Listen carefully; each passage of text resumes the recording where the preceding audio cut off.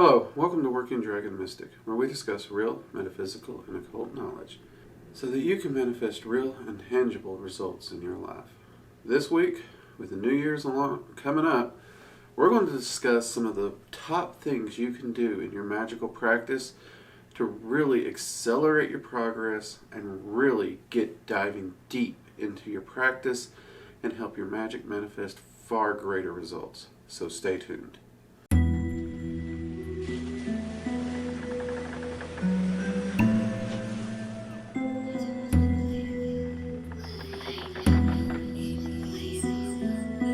Okay, we've tried to shoot this video now about 3 times and jets keep constantly blowing by, so we're just going to have to power through. Alright, so I always get questions about what are the top things I think a practitioner could do to accelerate their practice, their magic, their manifestation results. Just take their practice farther, or even what they can do to maximize their practice if they're just starting out as a brand new practitioner. And with the fact that we're getting ready to kick over to the new year, and I know there's a lot of people who's going to be making resolutions to either further their practice or start a new practice, I thought now would be a great time to actually attempt to answer a few of these questions. Some of them are obvious, some of them are somewhat easy, some of them are harder, and some of them are even sometimes viewed as harsh. But we're going to talk about them all the same. So, first off, for the new practitioner out there, I know you're going to want to jump in, you're going to start wanting to do spell work, and you're going to want to manifest love and money and all these wonderful things. However, you have to learn meditation. All magic is based around focus and discipline. So you will have to develop a meditation practice, and you will have to be good at it. There's no other way. There's no ifs, ands, or buts about it. You will need this.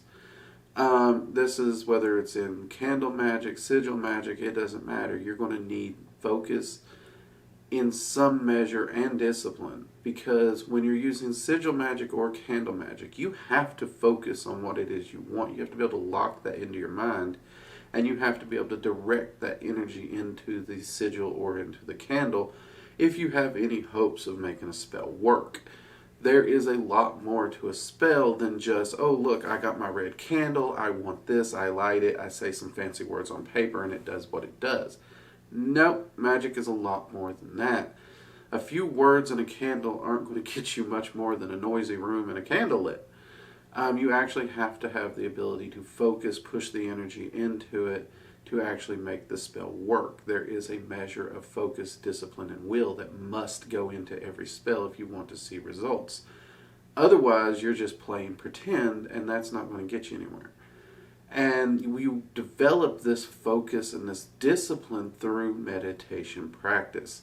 And you will always be working on your meditation practice throughout your career in magic. Yes, even those of us who's been doing magic for years, we still do meditation. At some time, some way, we're always doing it. My daily ritual actually includes meditation in it. So there's no bypassing meditation. I know many people say, ooh, that's boring, I don't want to do that. Then magic's not the right path for you. I'm sorry. But meditation can be a lot of fun. It can be very helpful. Myself, I actually use movement meditation, which we talk about in our beginner's meditation video, when I'm doing dishes. That way, it makes doing dishes a lot more bearable for me. I don't like doing them. Not a lot of people do, but it allows me to pass the time and accomplish something other than just doing dishes when I do so. The next thing that I would say you should do is attempt to begin to do a lot of research on entities and deities that you may want to work with. Everyone's always asking, what entity should I work with? Well, the answer is you don't have to work with any, ever. But if you are interested in them, the only way you're going to answer those questions is actually by doing the research and finding out what ones do interest you. And then once you figure that out, you're going to need to actually start working to find ways to connect with them. The hailing ritual on this channel is a great ritual that can help you with that. Again, which is a form of a basic ritual that ties in with meditation. You also should be looking into, as a new practitioner, some divination practice, whether it be tarot cards, runes, or something. I do recommend you pick up something that is more complex than a pendulum. Now, pendulums are a valid form of divinations. Many people use them. I do not use them, nor do I recommend them to my students, because there's way too many things that can go wrong and give false readings, and they're oversimplified. And due to the ideomotor response, I don't trust them. I simply just do not trust them. It is because of this that I do recommend that you start with a more complex version of divinations, whether it be tarot or runes, because they can be started on a simplified manner, and then they can be added to and grow your practice with them. I generally recommend people try out both and see if they favor one over the other. My personal favorite divination is scrying. I know that can be a lot more work to get started with, but at the same time, it is one of my favorite forms of divination, followed quickly by the runes. But I would pick up a divination that is more complex than pendulums. I know a lot of people like pendulums and they use them, and if you choose to use one, that's fine. But for the people who's asking me my opinion, that's it. I would pick up one that's more complex due to the ideomotor response that the human body cannot overcome. It will be in effect to some extent no matter what.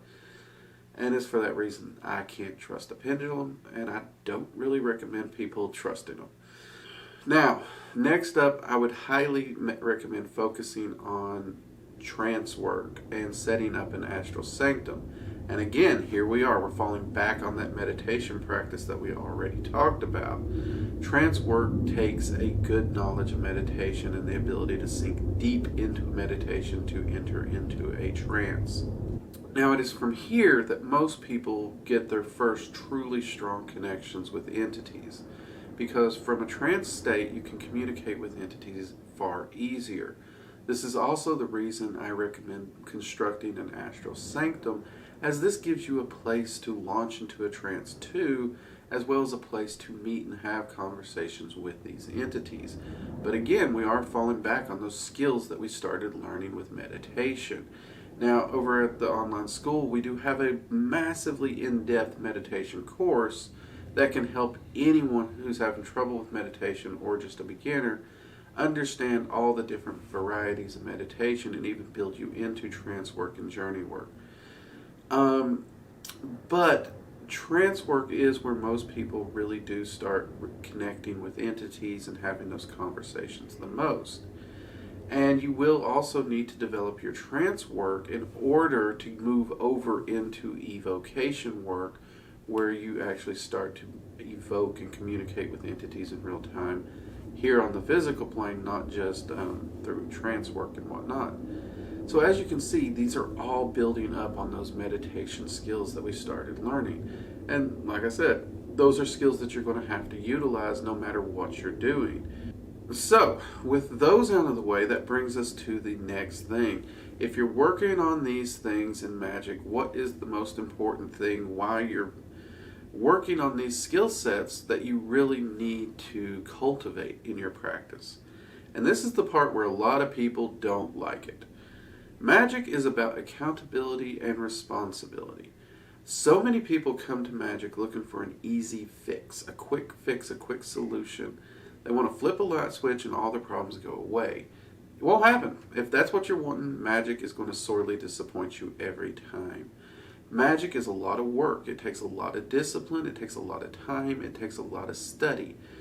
And one thing is, as a magician, as a practitioner, you lose the right to make excuses because, to be quite honest, your entire process, what you're trying to learn, is self-mastery and the mastery of your life and the world around you that affects you.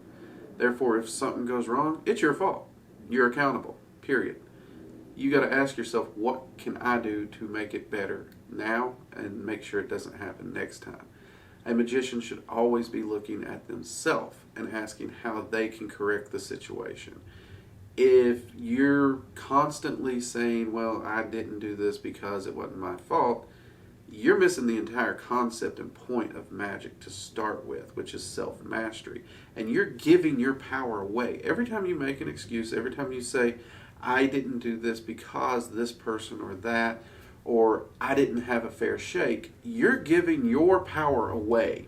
Whatever it is that you're saying is that's the problem, you just gave your power to it. And the last thing a practitioner or a magician wants to do is give up their power to anyone, anything, for any reason. That is the opposite of self-empowerment, and you're not going to really get far if you constantly give away your power in that manner. I'm sorry, I know that's a harsh thing to say, but it's true. So you need to hold yourself accountable in all things for all things as much as humanly possible. Even if someone wrongs you, it's your responsibility to be accountable for your actions, how you respond to it. And this is drastically hard for most people. They want to be like, well, I reacted because they did this. And no, you're responsible for how you react. You're responsible for the choices you make. And that includes how you choose to emotionally react as an individual toward another individual and their actions. That's part of self-mastery. This also goes into how a magician or a practitioner reacts to energy currents. Far too many people make the excuse of, I can't do this, I'm an empath, I get overwhelmed. I'm an empath too. There are ways to work around it. We have discussed it here, or perhaps possibly the most popular excuse of all, it's not my fault, it was Mercury Retrograde. Many of you know I've done a video on Mercury Retrograde already and how sick of that excuse I am. Again, are you a practitioner or are you not? Are you in charge of your life? Are you in charge of the energy in your life or are you not? There's no two shakes about it. You either are or you are not. So you have to take the accountability for everything that's happening as a magical practitioner. That is a bit overwhelming for most people, and that is one of the reasons they do have trouble with magic. Now, magic is a very rewarding practice, but it's not easy. It is hard work, and it takes discipline. End of story. If you think it's a game, you're going to probably get yourself in more trouble than it's going to help you. But you have to be accountable and you have to take responsibility for all actions and how you react and the energy that you put out and shape in the world. That is the things that will actually start not only shaping you and strengthening you as a practitioner, but the more accountability and the more responsibility for every individual action that you take, the more powerful your magic becomes and the more you'll see things manifest constantly for you. And it starts rewarding itself in dividends exponentially very quickly as you start getting into these habits.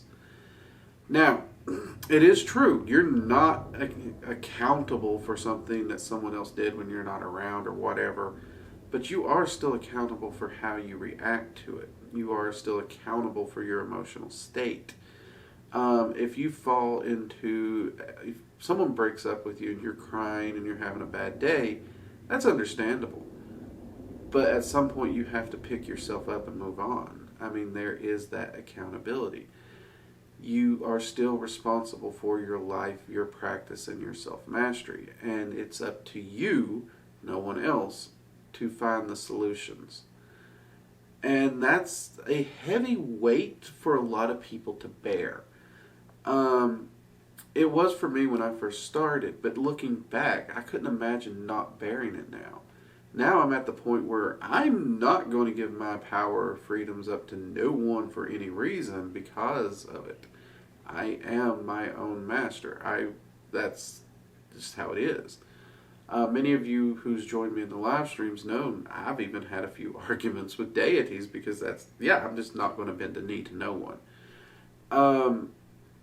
But that accountability and that responsibility, it is paramount to true real magic. And without it, your magic will not be powerful and productive as it should be and can be, because the prime focus in all magic will always be knowledge of self and self-mastery. So if you take these things this year and you actually try to really build on those and cultivate those skills and that mindset, by the end of this coming year, you will notice that your practice, whether beginner or you've been practicing for years and these are just new skills that you could improve and build upon, you will find that your practice goes much, much further than it already is or that you thought it could in the year that follows. And once that happens, you will not want to go back, you will not want to slow back down, and you will want to keep pushing that envelope and see how far you can take it, what life you can truly create for yourself, what you can manifest. And that, for me and all my students that have experienced it, is the true wonder of magic. That's the point where you truly do take charge of your life. And you know that any challenge that life presents you, yes, it's a challenge. Yes, it's a point to grow. Yes, it's going to be hard. But it's also an opportunity to rise up and prove your power as a magician and a practitioner, to grow and become better and gain further self-mastery, and perhaps a further step closer to true ascent. Anyways, I hope you've enjoyed this video, and I hope you have a wonderful new year. I look forward to seeing you all and seeing what we can do with the channel. We got a lot of content planned for the year. Do stay safe for New Year's if you go out and celebrate, or you have family over, whatever you do to celebrate and ring in the new year. Have a wonderful time and stay safe. From me and everyone here at Working Dragon Mystic, we wish you all a Happy New Year. And until next time, you take it easy. Bye-bye.